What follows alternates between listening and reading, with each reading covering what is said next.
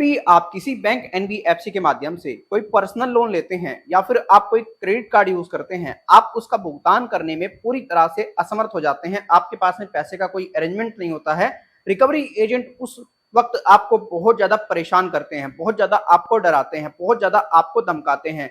आप लोगों को अवेयर करने के लिए, आप लोगों को एजुकेट करने के लिए हम लोग वीडियोस बनाते हैं और आपको सही और एकदम सटीक जानकारी देते हैं। हमारे पास में हमारे एक सब्सक्राइबर ईमेल करते हैं कि सर हमने पर्सनल लोन लिया था आईडीएफसी फर्स्ट बैंक के माध्यम से, हम लगातार पेमेंट कर रहे थे, लेकिन सिर्फ एक ईएमआई डिफॉल्ट हुई। एक ईएमआई डिफॉल्ट होने के बाद में रिकवरी एजेंट ने मुझे गाली दी, मुझे बहुत ज्यादा परेशान किया, मुझे बहुत ज्यादा मेंटली डिस्टर्ब किया, मेरे साथ में बहुत ज्यादा गलत कर दिया। उसके बाद में मैंने फिर दूसरी ईएमआई भी डिफॉल्ट कर दी जानबूझ करके, क्योंकि मेरे पास में पूरे तरीके से रिकवरी एजेंट कॉल कर रहा था और मुझे बहुत ज्यादा परेशान कर रहा था। मैंने कहा कि अब जो तुझे करना है वो कर ले।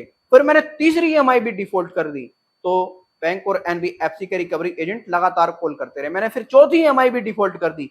लगभग मैं ऐसे ही 6 से 7 ईएमआई डिफॉल्ट कर चुका हूं और मैंने कोई पैसा नहीं दिया। मैंने क्लियर कह दिया कि जो करना है वो कर लो। रिकवरी एजेंट कभी घर पे आते हैं, कभी कहीं आते हैं, कभी कहीं आते हैं, मुझे बहुत ज्यादा परेशान कर दिया। लेकिन इस वक्त मैंने रिकवरी एजेंटों की नाक में दम कर रखा है और मैं 1 रुपया नहीं दूंगा रिकवरी एजेंटों को। अब मेरे ऊपर हद से हद क्या होगा। देखिए दोस्तों, जब भी आप कोई लोन लेते हैं, आपको प्रॉपर तरीके से आपके अधिकार नहीं पता होते, आपको पूरी तरह से आपके राइट्स नहीं पता होते और इसी चीज का ये रिकवरी एजेंट गलत फायदा उठाते हैं। ऐसे कई मेरे सब्सक्राइबर हैं जो किसी ना किसी बैंक और एनबीएफसी से लोन लेकर के पूरे तरीके से प्रताड़ित हैं, बहुत ज्यादा परेशान हैं, बहुत ज्यादा इनसे डरे हुए हैं, घबराए हुए हैं। और कुछ ऐसे व्यक्ति हैं जो इनसे डरते नहीं है, घबराते नहीं है।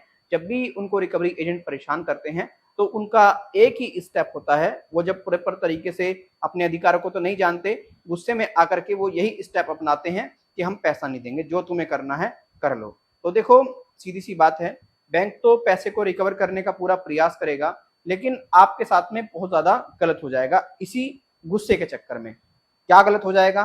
देखिए, आप जब भी किसी बैंक और एनबीएफसी से किसी प्रकार का कोई भी लोन लेते हैं, कोई भी लोन लेते हैं, आपकी मंशा बिल्कुल नहीं है ना लोन डिफॉल्ट करने की, लेकिन रिकवरी एजेंट ने आपको गुस्सा दिलाया, आपका लोन डिफॉल्ट हो गया। और जब लोन डिफॉल्ट हो गया, आपकी एक ईएमआई डिफॉल्ट हुई थी, फिर आपने गुस्से में दूसरी भी डिफॉल्ट कर दी, फिर तीसरी भी डिफॉल्ट कर दी। इस तरीके से आप बन गए डिफॉल्टर।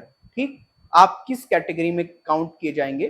देखिए, अगर आपका बिजनेस व्यापार ठीक है, आप पैसा नहीं दे रहे हैं, तो आप काउंट किए जाएंगे विलफुल डिफॉल्टर की कैटेगरी में, यानी कि आपके पास में पैसा भी है, आपके पास में सब कुछ है, ठीक, लेकिन आप बैंक को पैसा नहीं दे रहे हैं जानबूझ करके। उस वक्त आपके ये नहीं देखे जाएंगे कि भाई आपको हरास किया गया है या कुछ किया गया है, सीधा सीधा आपके सिविल पर रिपोर्ट कर दी जाएगी। राइट, आप क्या करोगे उस केस में? कुछ तो नहीं कर सकते। राइट, इसीलिए जब भी आप किसी बैंक एनबीएफसी से कोई भी लोन लेते हैं, आप कोशिश ये करें कि उस लोन को आप टाइमली पे कर दें। नहीं कर पा रहे हैं, पैसा नहीं है, तो टेंशन फ्री रहें, किसी से कोई भी बातचीत ना करें और इनको इग्नोर कर दें। राइट, कुछ लोग ये भी कह रहे हैं कि भाई आरबीआई ने जो नई गाइडलाइन लाया गया है आरबीआई, उसके तहत अब 6 महीने के अंदर हम पे केस होगा। तो गाइज, आपको मैं बताना चाहूंगा कि इसके लिए एक मैं स्पेसिफिक वीडियो लेकर के आऊंगा, उसमें मैं क्लियर कर दूंगा कि आखिर मामला क्या है।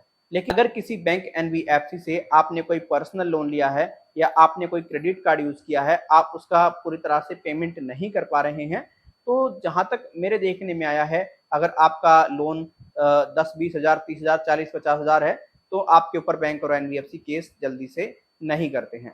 लेकिन अगर आपका लोन वहीं 5 लाख, 6 लाख, 7 लाख, 8 लाख, 10 लाख है, तो ये आपको कोर्ट में लेकर के चले जाते हैं। अब बैंकों पर निर्भर करता है, एनबीएफसी पर निर्भर करता है, वो कितने दिन के अंदर आपके ऊपर केस करते हैं।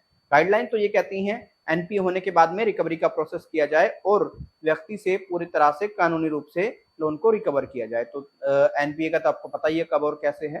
तो देखिए, आप लोग बहुत खुश हैं, आप लोगों को कोई दिक्कत नहीं है कि आपने पेमेंट नहीं की गुस्से में, लेकिन इसमें आप ही का लॉस है और किसी का कोई लॉस नहीं है। आप रिकवरी एजेंट की क्या नाक में दम करोगे, वही आपका भविष्य खराब कर देगा। तो इसीलिए अगर कोई रिकवरी एजेंट प्रताड़ित करे, डराए, धमकाए, आप उसके खिलाफ शिकायत करें पुलिस में जाकर के। पैसा नहीं दे पा रहे हैं वो बात एक अलग है, पैसा है ही नहीं, लेकिन जैसे ही पैसा आए अपना पैसा वगैरह दे करके पीछा छुटा लो। सिविल की तो धज्जियां उड़ेंगी ही उड़ेंगी और पूरे तरीके से फ्यूचर खराब हो जाएगा। कहीं आपको बिजनेस में व्यापार करना होगा, फ्यूचर में लोन नहीं मिलेगा। तो इस वीडियो को बनाने का मकसद यही है कि आपको अगर कोई रिकवरी एजेंट परेशान कर रहा है तो आप कानूनी तरीके से फाइट करें। बाकी अगर आपको हमारा वीडियो अच्छा लगा है, आप इस वीडियो को लाइक करके जा सकते हैं। अच्छा नहीं लगा वीडियो को आप डिसलाइक करके जा सकते हैं। कोई सुझाव देना चाहते हैं, ईमेल और कमेंट के जरिए दे सकते हैं। आपके सुझाव हमारे लिए बहुत ज्यादा बहुमूल्य हैं। अगर आप चाहते हैं हमसे पर्सनल बात करना, आप चाहते हैं कि हम आपकी प्रॉब्लम को on call he short out करें, आपकी प्रॉब्लम को सुने, तो आप हमारी जो पेड सर्विसेज है वो ले सकते हैं। हमारी जो पेड सर्विस है वो आपको लेने के लिए क्या करना होगा, हमें व्हाट्सअप करना होगा। व्हाट्सअप नंबर आपको नीचे नजर आ रहा होगा। व्हाट्सअप पर आपको अपना नाम, अपना मोबाइल नंबर और आपका जो करंट इशू है वो टाइप करना है और हमारे इस नंबर पर सेंड कर देना है। 24 से 72 घंटे के अंदर हमारे द्वारा आपको एक अपॉइंटमेंट दे दिया जाएगा और उसी अपॉइंटमेंट पर पूरी तरह से आपको कॉल करके समझा दिया जाएगा आखिर आपको क्या करना है। ठीक है, लेकिन अगर आप व्हाट्सएप करेंगे तभी रिप्लाई मिलेगा। व्हाट्सएप से अतिरिक्त कुछ आप कॉल करेंगे, मैसेज करेंगे, कोई रिप्लाई नहीं मिलेगा। और आपका लोन से रिलेटेड ही कोई इश्यू होगा उस पर रिप्लाई मिलेगा, अन्यथा किसी मैसेज का कोई रिप्लाई नहीं मिलेगा। राइट, तो आप इस प्रोसीजर को भी फॉलो कर सकते हैं। काफी लोगों की हेल्प होती है, काफी लोगों को हमारे द्वारा हेल्प की जाती है और 72 घंटे के अंदर अंदर आपके मैसेज को देख करके आपकी प्रॉब्लम को सॉर्ट आउट कर देंगे।